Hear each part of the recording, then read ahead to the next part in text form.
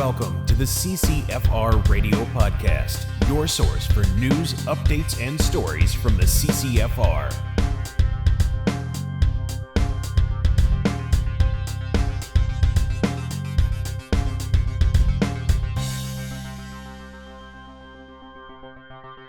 Hey everybody, welcome to episode 195 of the CCFR Radio Podcast. I'm your host, Giltaca. Thanks for joining me again. We've got an absolutely mega episode today.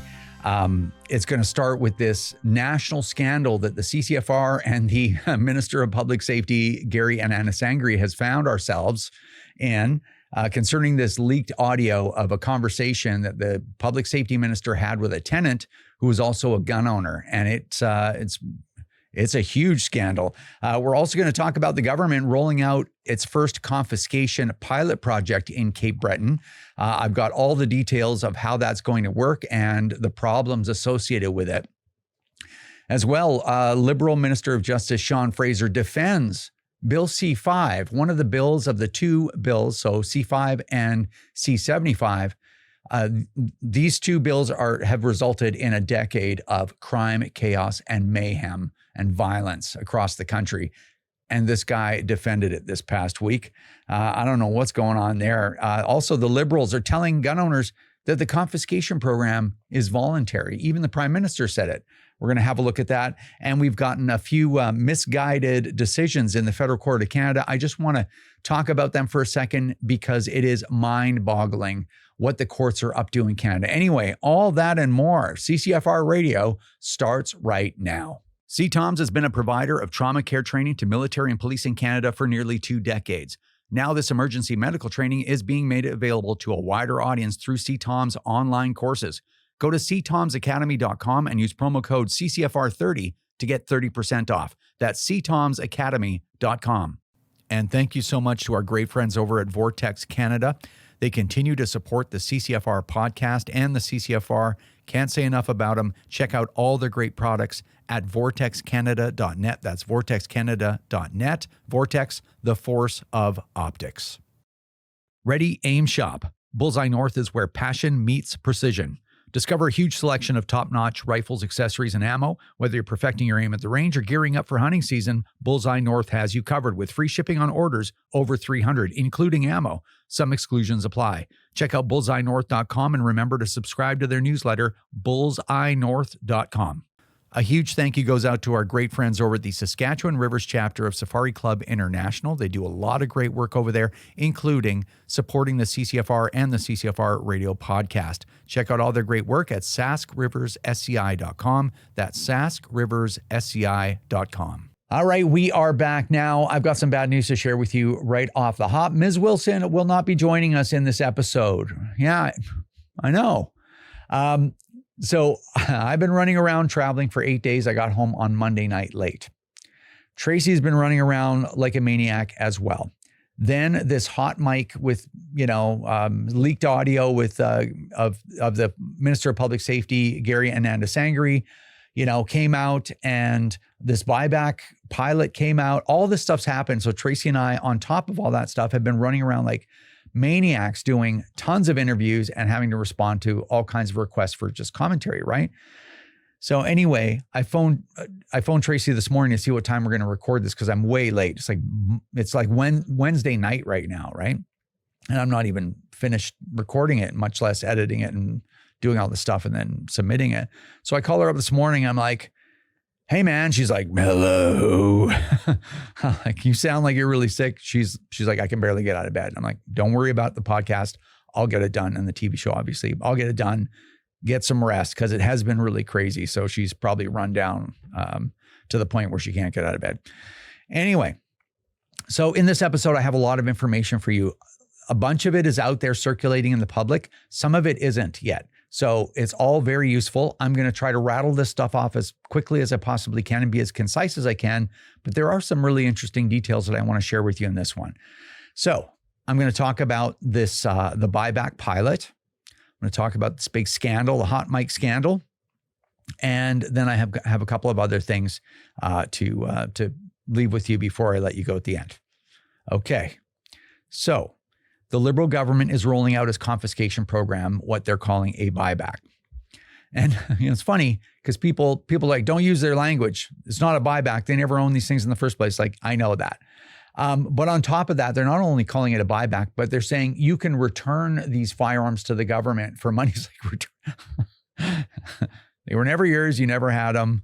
It's not a return. But anyway, if I use the term buyback, don't lose your minds. It's funny. People have been doing that lately.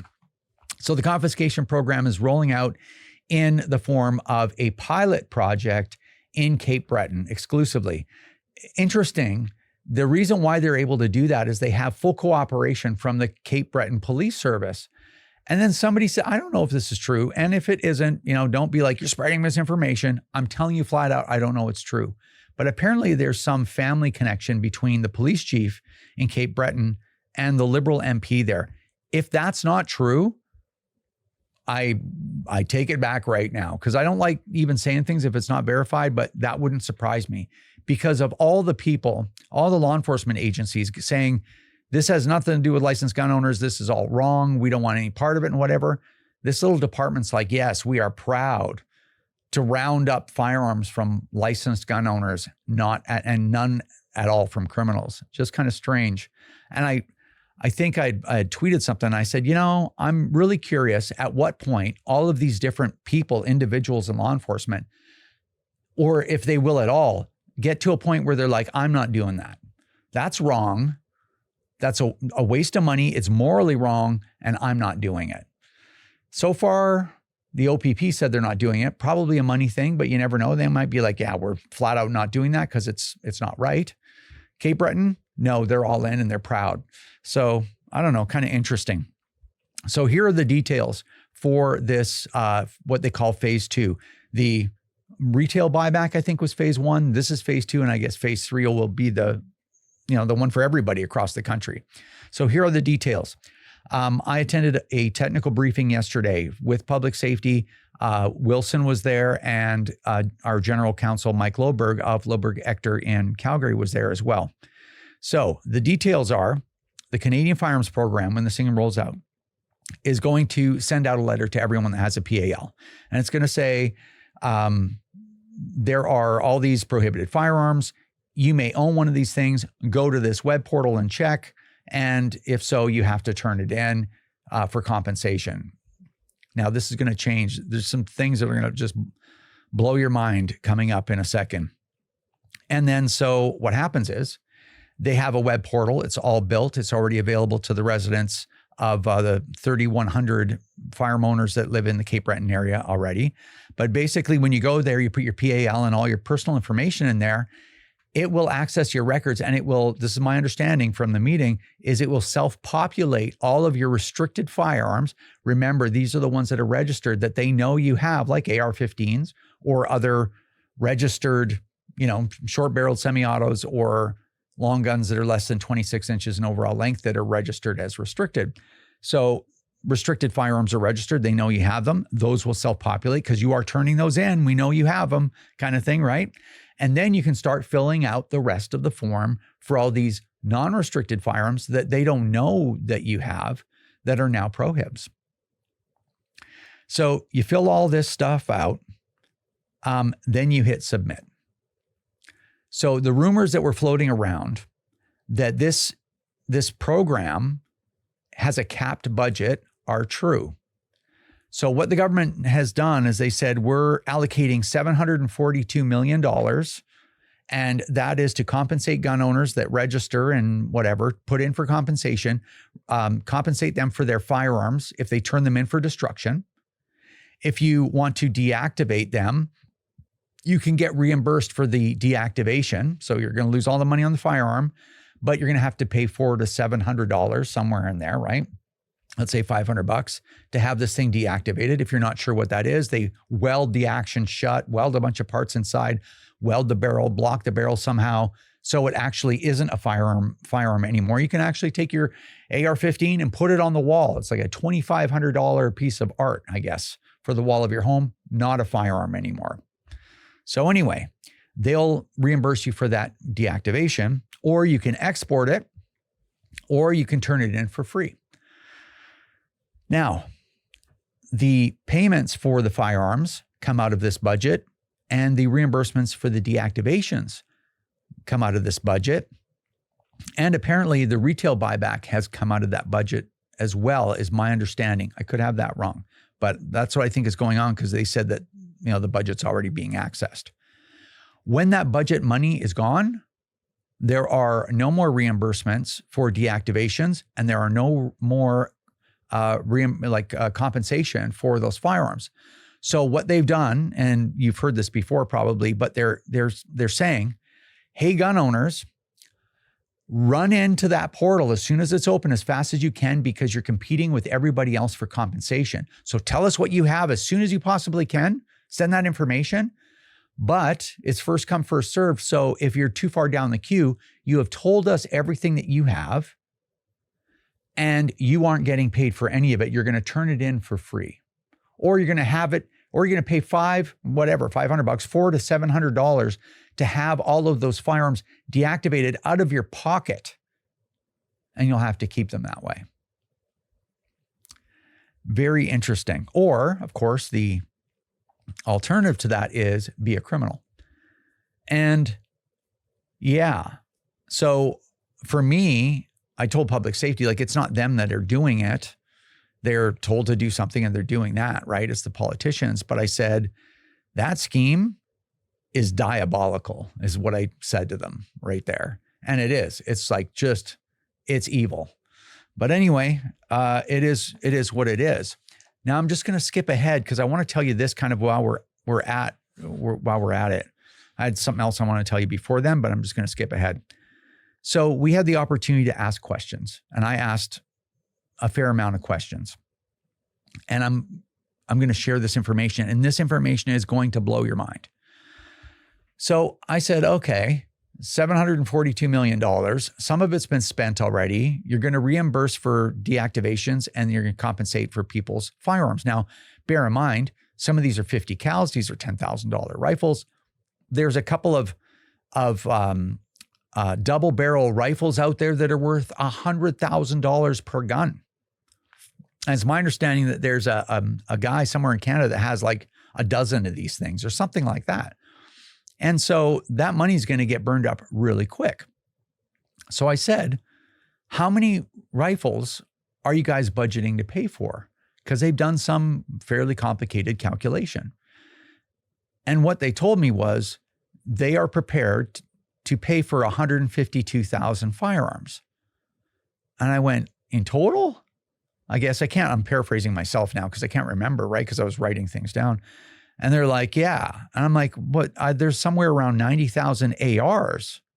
You know about those, plus some other restricteds that you know about that are now prohibs.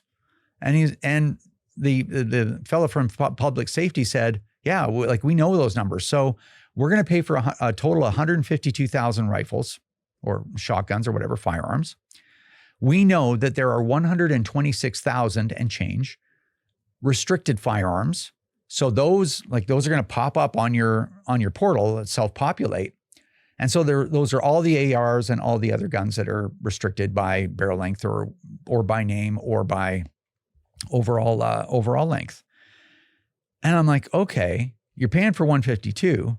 You're telling me you know about restricted and registered 126. And then some of the budget's already been used up for the retail buyback. So 20,000 firearms you expect on top of that? And they're like, yeah. And I'm like, what? 20,000? You guys have prohibited GSG 16s, GSG 15s, all the other GSGs, 22s, right? All these 50 cals, 800 models that were more or less immediately prohibited as variants by the RCMP. So you did 1,550 plus another 800 or 900. And then you did the second ban, the second OIC, which was 324 models or something, but 330 models on top of that, plus any variants to those. And then another, whatever it wasn't a lot. The third one was, I even forget what it was, but 30 models or something. It wasn't a lot. Somebody will correct me on that. But we're talking 3,000 models of firearms. and you can account for the ARs and a handful of restricteds, like all the rest of that, like all these AR 180 clones, just like all the rest of this stuff, and you think it's 20,000 firearms? Like I would think, and I don't know because we don't know, nobody knows really. I would think there's there's hundreds of thousands more. Like I would think. The Ruger PC carbines, right? Carbines that they had, the Sterling arms, what? So let's say for sake of argument, it's 1 or 2 or 3 or 400,000 more firearms. You're budgeting for another 20,000 and everyone's in a race to tell you what they have, knowing full well that you're going to be like, yeah, we're not going to pay for them.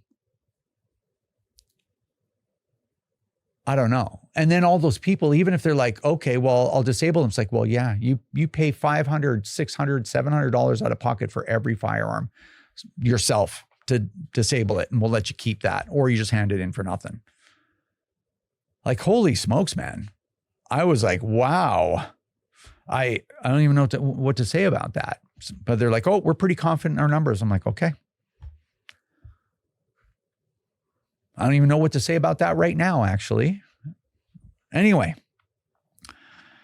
we're just going to move on. So if you want to find out what your firearms are worth, they have an online tool. I'll put a link in the description box for that tool, and the search function works fairly well. So if you just type in Ruger, you'll see all the Rugers, the PC carbines, all the rest of that stuff, plus everything else that they banned that was Ruger. You can type in WS for the WSMCR. You'll find those firearms. I tried it on a whole bunch of different firearms. It works pretty well, and you can see all the prices. The prices are slightly low. And on top of that, when you buy a firearm, you're paying tax. You're paying, in BC, you're paying 2 taxes. In Ontario, you're paying HST, which is what, 12%? So you're buying that firearm, you're paying 12% on top of it. If you bought it through the mail, then you're, shipping and whatever. So you're not getting paid for any of that stuff. And some of these prices are a little bit low.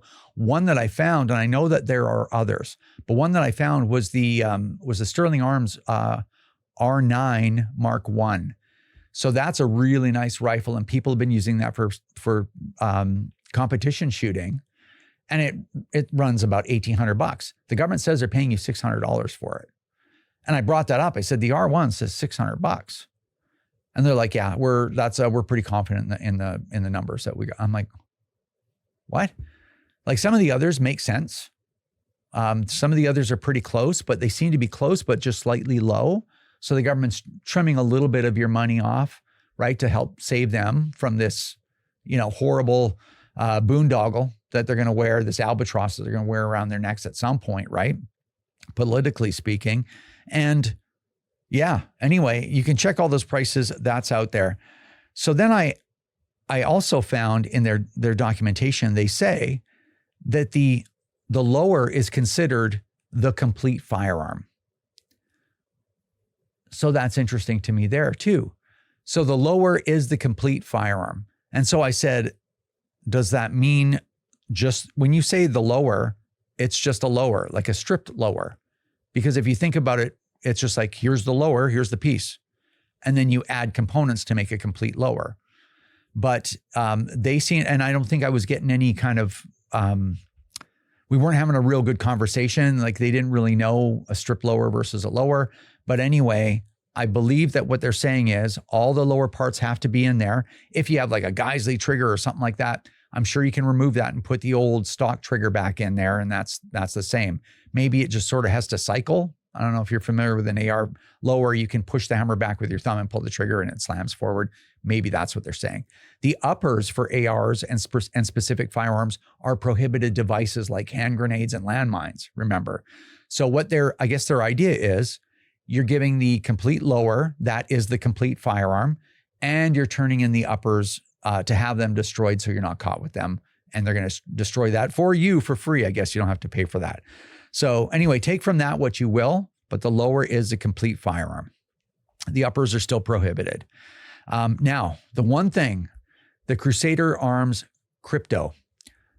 So you have to destroy the crypto, hand it in for destruction, with no compensation. And I asked about that, and they said the crypto always was prohibited, and people never should have bought it. That is the because it was a variant of an AR-15. That's what they're saying. That's their opinion. And I'm like, wait a minute. And I'm not going to litigate this with you guys. I'm not going to litigate this with public safety because it's not my thing to argue about. It's Crusader Arms. It's their issue to argue about, right? So basically, when the crypto was designed, it was designed to be not an assault style firearm as per Bill C-21. It was designed specifically to be non-restricted with a barrel that was long enough, with a proprietary magazine, and it was a 5-round magazine, and it was a semi-auto. It fits completely the definition of a non-restricted firearm as far as the criminal code is concerned, and it is not interchangeable. None of the parts are like the receiver is not interchangeable, nor the upper with an AR-15. So they're out there, and you don't need a firearms reference table listing, an FRT, to sell a domestically produced firearm. So Crusader Arms threw that out there. They're like, okay, no FRT required. This meets the requirements of a non-restricted firearm, and they sold it. And then later, the firearms lab comes back and says, this is a variant of an AR-15, stamps prohib on it. When they stamped prohib on it, everyone that had bought it had already bought one of those. So the way that I look at things is it was legal, and then it was reclassified as prohibited later. So I don't know. I guess the reason why I'm telling you that is if you own one of these, it is prohib, and you're not getting compensated, at least as that's what they're saying right now. And they're giving some strange explanation for that. So if you have one, I don't know whether you just go turn it in, or you call the police, or you destroy it yourself and pretend you never had. I don't know. I have no answers what they want from you for that, but they're not going to pay you anything for it. Okay, so I learned that. Now, going backwards. All right, I found it. Now, Mark 𝐂𝐂𝐅𝐑, so moving on from the buyback, Mark 𝐂𝐂𝐅𝐑 and everyone else, all the other liberals, including the Minister of Public Safety, 𝐥𝐞𝐠𝐚𝐥, have been saying that this program is voluntary. And I remember, if you remember, there's a guy named 𝐟𝐮𝐧𝐝 got kind of a YouTube show, used to be on the radio. I don't know if he still is, but he had Mark 𝐂𝐂𝐅𝐑, the prime minister, on there. And of course, it was ultra softball. You're not going to get 𝐂𝐂𝐅𝐑 on there if you're going to ask him real questions, obviously, but nonetheless, good on him for getting the Prime Minister of Canada on there. But he said that this program was voluntary. Well, he said a couple things. He said it was voluntary, and these are not like, firearms for hunting or sporting use. These are assault weapons, and they're serious weapons. So, of course, if I were to take issue with that, I mean, it's ridiculous. They are all hunting firearms and sport shooting firearms. That's all they are, because they were approved by the RCMP and the government for decades upon decades in Canada. And that's all they were used for, those two purposes. They are exactly what you would use for hunting or sport shooting. And they are not assault weapons, because assault weapons were banned in Canada since 1977. And all of these guns had FRTs and were listed as such, hunting and sport shooting. So whatever, man, just more gaslighting. And I guess the 22s and the double barrel rifles that are 100 years old, and the single shot rifles in there, those are all assault weapons too, right? Serious weapons. Nonetheless, so he says this is voluntary. And then 𝐿𝐿𝐼 has come out and said, oh, this is voluntary too. Well, it's weird. He actually had an argument about this definition of voluntary with the guy on the hot mic, right? Which I'll tell you about in a second. But you can volunteer to turn your firearms in for destruction for no compensation, race with other gun owners to get compensation, deactivate it at your cost, or maybe you'll get that covered if you're in soon enough, or export it, or go to jail. That's what you can volunteer for. So if they had given us a grandfathering option, then you could call that voluntary, because you could have kept it and still used it and passed it down if your kids had the proper license. But they didn't take that. So to call it voluntary and then claim that anyone that says that it's not is misleading you, crazy. I guess that's just what you'd always expect. So anyway, here's a clip of first 𝐿𝐿𝐅𝐑 saying it's voluntary, and then 𝐼𝐻𝐼𝐻 saying it's voluntary, and then here I left this part in. He goes on. This was in the press conference for the buyback. He goes on to say, oh, by the way, there's 19,000 models still available for you to use for hunting or sport shooting. It's funny, the RCMP are coming up with lists of hundreds of guns now. Well, first they do thousands of guns that are prohibited, right? They ban them. Then the RCMP bans a whole bunch more. There's still it's still 19,000 left all the way through all these bans. I don't know how their math works, but it's ridiculous, right? But just pure propaganda. I thought that was supposed to slow down under 𝐂𝐅𝐑, but I guess it doesn't. Have been instructed not to participate in any gun confiscation. What do you intend to do on the firearms file specifically? And what do you make of Premier Smith's position? I'm not going to, the exact quote, maybe I'll leave the quote aside, but I'll pick up one word there, confiscation. This is not about confiscation. This is about voluntary return of firearms for compensation, compensation of these firearms. We're not confiscating guns. People aren't going around confiscating guns. That is anyone who says that is a mischaracterization. What it is an opportunity for Canadians to return guns for compensation. And let's be clear, we are not talking about hunting rifles. We're not talking or sport shooting or anything like that. We're talking about assault rifles. We are talking about weapons of serious weapons. Let's put it that way. This program is voluntary. Nobody is having their weapon confiscated. People who use rifles to hunt can still hunt. If you want to purchase a hunting rifle, there are 19,000 legal options available in the Canadian market. Okay, well, there you have it. All right, we're going to move on. Now, this is the big story, the hot mic scandal. So here's the backstory on this. In the middle of this whole thing, obviously, is the CCFR and Gary and 𝐼𝐻𝐼𝐻 and a tenant of Gary's. So the backstory to this is that Gary, I guess, owns some properties. He's a landlord as well as the Minister of Public Safety and a lawyer as well, by the way. So I guess he's got this tenant who's a gun owner. Gary wasn't doing what he was supposed to, like had things that he wasn't fixing on the property or whatever it was. Goes to the property to talk to his tenant. His tenant's a gun owner, supporter of the CCFR, and this tenant records this conversation on his phone because for the reason, not to do with anything for Gary's job, but just so that he could hold Gary's feet to the fire if he didn't fix these things. That was the reason, is my understanding. I spoke to this gentleman myself. So then Gary voluntarily breaks in to tell this guy, I guess he wants to be his buddy, and tell this guy, hey, by the way, that we're rolling this buyback out, and they get into this big discussion. And I'm not going to get into all of it because I'm sure most of you have seen all the clips floating around. But basically, he tells the tenant that this is all for votes in Quebec, that he's being forced to do it because it was a promise in the campaign. 𝐂𝐅𝐑's making him do it.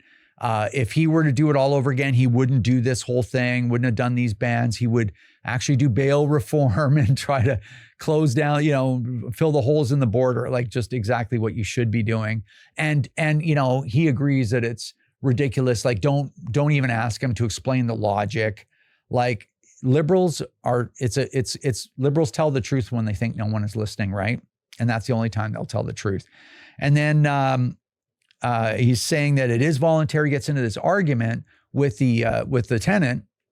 And then he says, well, it's voluntary. You don't have to comply with it, basically. You could not comply. You cannot hand anything in. And he's like, yeah, well, then I'll go to jail. And then 𝐼𝐻𝐼𝐻 says, oh, well, I'll bail you out at my own cost if you end up in jail.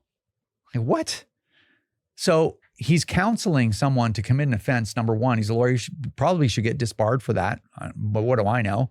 And then he's like, oh, yeah, I'll cover your bail if you get arrested and you're charged with all these charges. And then he's like, oh, yeah, and the prices are crappy, so I'm going to get screwed. And he's like, you just let me know what the discrepancy between what the government's going to pay you for all these prohibited firearms and what they cost, and I will give you the difference out of my pocket. Like, you listen to it, and it's like he's trying to be this guy's friend. And you're like, I don't know what he's doing. So anyway, pretty crazy. So he says all this stuff. This recording exists now. Now, before that, and this is how this recording came to be. Before that, after the election, this is what I want to add. After the election, we thought, okay, well, here's a reset. You got a new figurehead. Fine. They won an election. The Liberals won an election on like give Donald Trump the finger, and Pierre's cruel and mean, and they won. So whatever, be that as it may.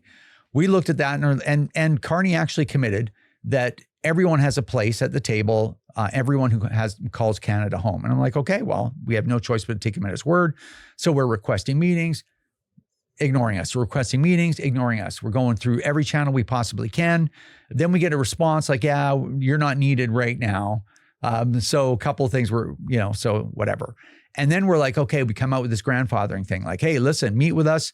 Here's an opportunity to not spend $1 billion, which is exactly what they're spending, not take people's guns by force. You get half of the solution that you wanted, and you're going to save all this money and you're going to quell some anger. So they're just like, nope, we're not doing any of that. And no, you're not getting a meeting. Then Wilson goes as far as to go down to Wellington Street and wait to talk to Gary or talk to anyone else in his department, because this is important, right? Nope, they dodge it. We can't even ambush them for a meeting.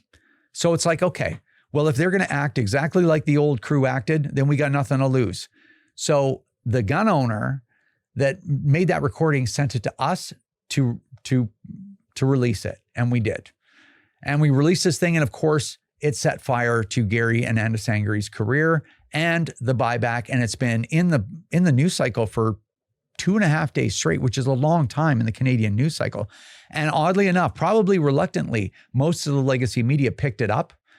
Some did a terrible job, like the CBC was like, this leaked recording that basically says this is a cynical political play. Their headline was, Minister admits that he lacks the resources to carry out the buyback. Just like horrible. Anyway, that really awful stuff. But regardless of all that, it was really big in the news cycle, and we've done all these interviews and what have you. And then comes time, obviously, for Gary to respond to that. So the first thing, and this is, I've been talking to a lot of people, and I tell people, like, this is the thing that really bothers me, is that we're in such a place in Canada right now that the first reflex for politicians or media people or whatever, all these bad people that are around, their first instinct when they're going to be held accountable for something they totally did is just lie. Just lie. Just start telling lies. Just gaslight people and it'll all go away. And I think Canadians have caught on to this and they're sick of it. So anyway, check out this clip of Gary lying in response. Rule of law, why did you offer to pay someone the difference in compensation and bail them out of jail? You're a minister. Why'd you say that? Let's maybe put this in context. This was a private conversation with an individual that I've known for many years. I said these two issues frankly, in bad humor, that is being misinterpreted. It is very clear that there was a private conversation. It is with someone. It is an acquaintance. Do we believe you now, or should we believe what you said on the phone? Well, first of all, it's not the phone. It was in the context of a private conversation in person. What is important is that if you look at it in context, that was not a serious attempt. It was a bad attempt at humor on my part. It was in no way to suggest that they will either I will bail them out or otherwise. That is not. Is it a subject you should do humor about? Is it a subject you should do humor about?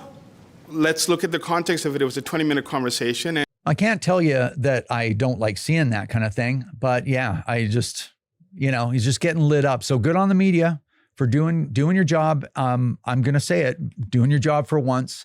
I'm grateful that you even did it this time. And so thank you for that.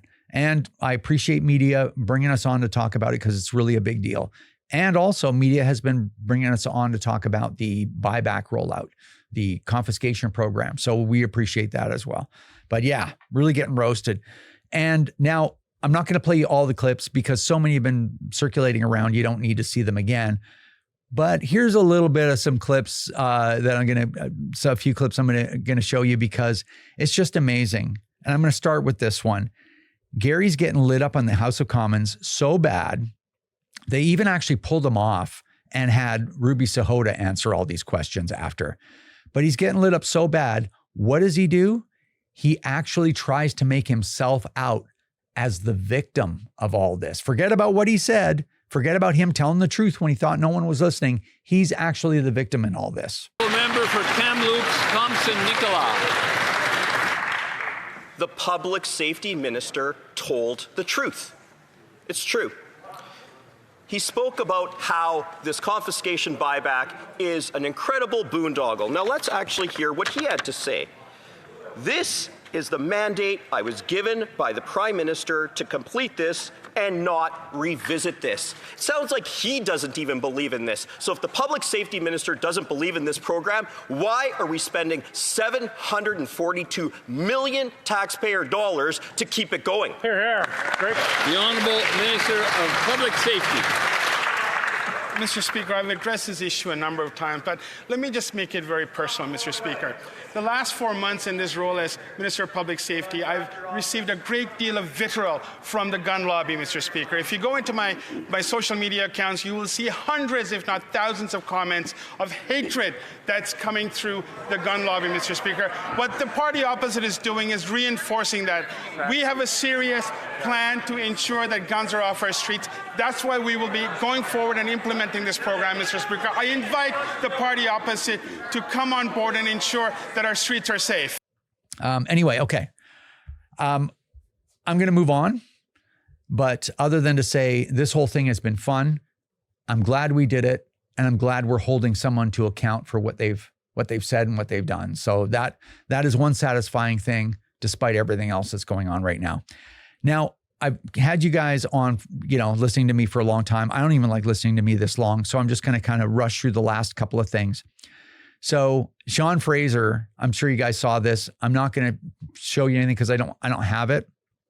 But if you remember, it was just a couple of days ago, he was defending Bill C-5. So if you remember, the Liberals came out with two bills. They were Bill C-5 and Bill C-75. And it was those two bills that have created this 10 years of crime, violence, and mayhem in Canada. It's never been worse in Canadian recorded history. And it was really those two bills. I mean, the judges have a part to play in that too, but those two bills. So Sean Fraser, who's now the Minister of Justice, first he blows up the immigration system as immigration minister. He blows up the housing market as Minister of Housing, and now he's in justice. Can you imagine? I mean, I can't believe that he didn't actually write those two bills, for God's sakes. And now he's got this new anti-hate legislation. So, now all of Gary and Ananda Sangri has to do is be like, I'm getting all this vitriol from the gun lobby. It's like, we don't send any vitriol to you. No, it's a gun lobby. Charge them with a hate crime. Who knows what's coming, right? But anyway, so Fraser says, Bill C-5 is really awesome. Like, everybody knows it's not awesome, for God's sake. People are getting killed because of that bill.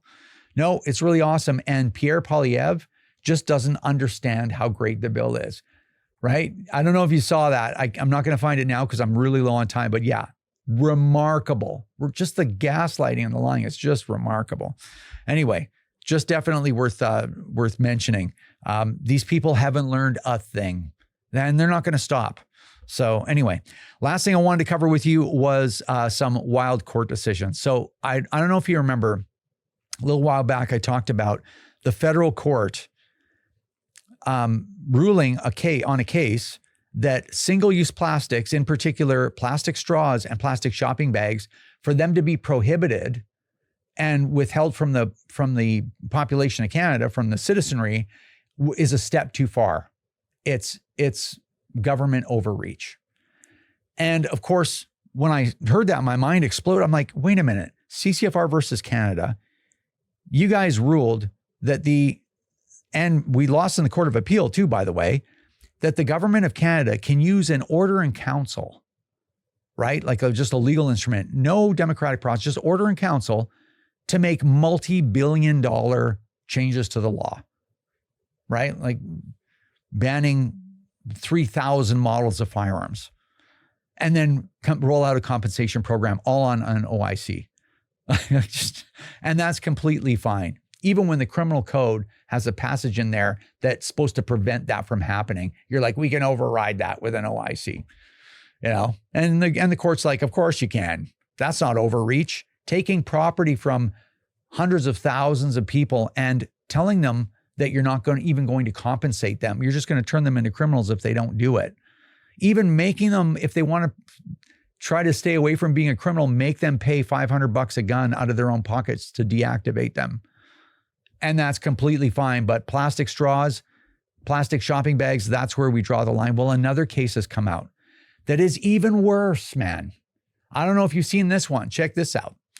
So the federal court has determined that bike lanes are a right. So Ontario Appeals Court ruling that blocked Toronto bike lane removals. So basically, here's the piece I'm going to read.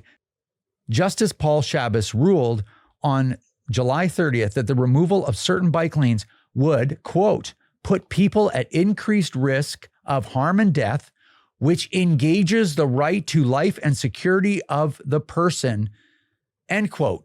He's saying that this is a charter violation, that the lack of bike lanes is a danger and engages that section of what is it, section 7 or 6 or 7 of the charter, the security of person. But apparently the Court of Appeals in Canada doesn't think that taking firearms from people, especially in this unprecedented time of crime, violence, and chaos, that doesn't engage the charter. And we forwarded a protection of life argument in our case. And it's like, no, taking all your firearms away when there's people invading people's homes with guns, that doesn't put you at risk. That doesn't engage the charter. Can you imagine this lunacy? I don't know what's it is upside down world here. Bike lanes are now in the charter, basically. You can trigger the charter with trying to take a bike lane out so cars could drive down there. Just ridiculous. Anyway. All right. I have more things to talk about, but I'm not going to do it because I've been talking so long, I can't even stand to listen to myself anymore. So thank you, everybody, for hanging in there. I really appreciate it. I'm going to throw out one thank you. Last weekend, I was at this reclaiming conference. It was very interesting. It was a good time. And some of our field officers manned the booth there. It was a pretty small show. There was probably too many of them. It wasn't required, but people just showed up to work that booth and to hang out with me. And those people are 𝐿𝐿𝐼, Joel, of course, Connor Ware, and Harvey, all from Alberta, came out to support that show and to support me being there and stuff. And I just want to say thank you so much for spending your weekend with me and with the CCFR. Really appreciate it. Okay, I've been talking so long, I'm coughing. That's it. Thanks everyone for watching. Take care.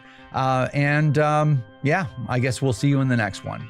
This is another episode of the CCFR Radio Podcast. Remember, if you don't stand up for your own ability to own and use firearms, who will? Join the CCFR or donate right now at www.firearmrights.ca.